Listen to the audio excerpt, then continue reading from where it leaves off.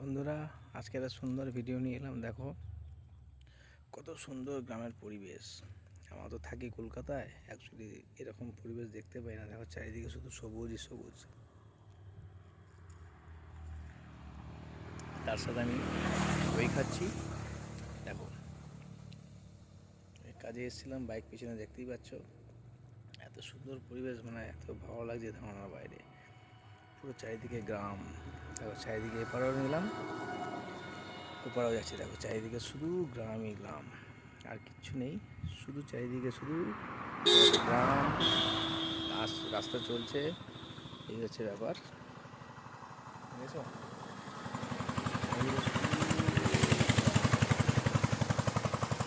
Tata বন্ধুরা, ভালো থাকবে।